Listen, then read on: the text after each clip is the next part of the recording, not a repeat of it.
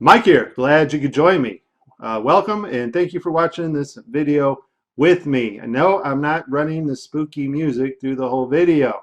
And I'll probably get 5 or 6 comments saying, great music, man, with total disregards to the video content that I'm about to show, but that's fine.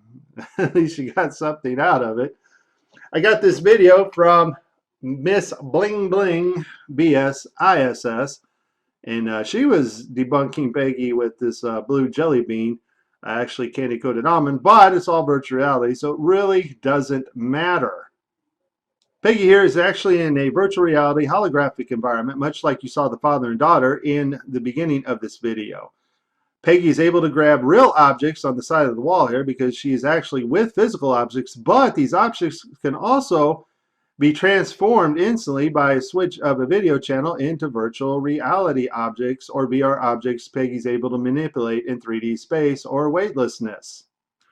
Now, I've been debunking NASA for the last 2 years and nothing actually surprises me. You go from being mad and upset that the government is lying to us and stealing our money. Thousands and thousands of flat earthers are actually joining the scene. Flat earthers viral, even more popular now than Katy Perry clones. So that indicates we've come a long way. And all these new thousands and thousands of flat earthers are upset, just like I was at the very beginning 2 years ago. The more you research our media, government, science is spoon-fed to the people in the form of propaganda and lies. The earth does not get to be any more of a globe, and the science does not seem any more real, neither does gravity seem to get any heavier. So let's get on with this, and I will show you what I found in this video, and you will see the transition effects as Peggy reaches over to the side wall with the deformation of her hand, which is common in many virtual reality systems. Since Peggy is grabbing real objects and interacting with virtual reality objects, as her hand reaches over there, being a hologram, we can see that her hand and wrist area have been deformed. Now, this is common in a lot of virtual reality systems with our current technology today, and this technology has been around for quite some time. The holographic image system is trying to interpolate exactly how her hand is supposed to be formed as Peggy reaches for a real-world object. Now, a lot of folks have been confused about how can they hold real objects and yet float them around, and I'm about to show you how they do it. You got to remember they're using hologram technology and they're just switching video channels. Now Peggy is on her own layer. The ISS is not actually there behind her. And so when she grabs this bag, that is a real bag full of candy, and boom, right there you see the switch. Now they switch the video channel to where the bag of candy is actually virtual reality, where Peggy's able to manipulate in 3D space. The glitching of Peggy's hand, you see, is just simply the real bag of candy being switched on the same layer Peggy is on to a holographic image. This way Peggy's able to manipulate the candies in 3D space. They're able to switch back, and Peggy is still to appear to hold a solid object in her hand. Here she grabs this bottle water thing on the side, and we'll see the same glitch again as that object is transferred into a holographic video layer. Here you're about to see the glitch again, and you'll see that the number of candies in the bag has actually changed, so Peggy can manipulate them in 3D space. And here's the shot of what happens when Peggy grabs a real object, but it's transformed into a holographic image on the same video layer that Peggy's on. Here we see as Peggy reaches over in that area again, the software is unable to interpret her hand properly and deforms her hand. And here we see Peggy's pinky finger get hacked off by the same holographic imagery that is making up her hand.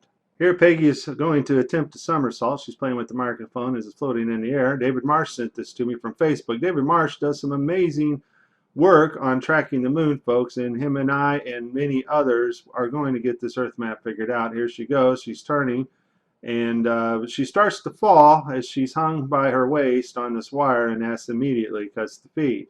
Now, David Marsh posted this on Facebook, and somebody in the comments section says, well, what about the microphone? What about the microphone? Does that impress you? Is that amazing? Is it magic?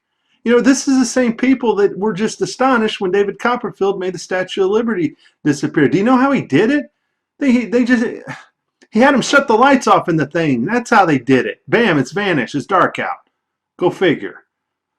And we get these same people, these same comments. You show them one thing, they question 5 others. If Peggy fell on the wire, folks, everything is fake. What do you mean?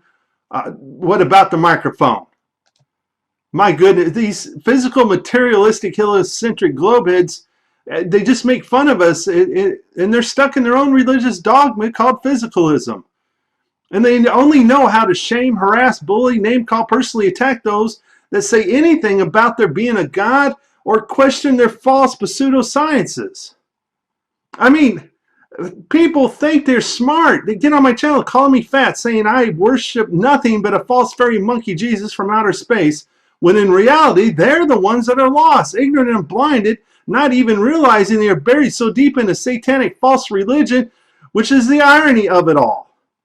It must be, it has to be, they say, physical science, because they are God-hating atheists. And instead of a creator, everything we see, I mean, everything around us was exploded. It just was made from nothing. That's what they believe, and it makes absolutely no sense at all.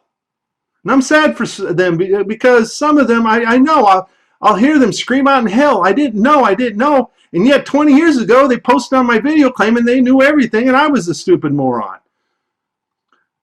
Let's get these folks some help, people. Let's save who we can save, hating the sin-stained clothes they wear, and believe that some of them are going to make it.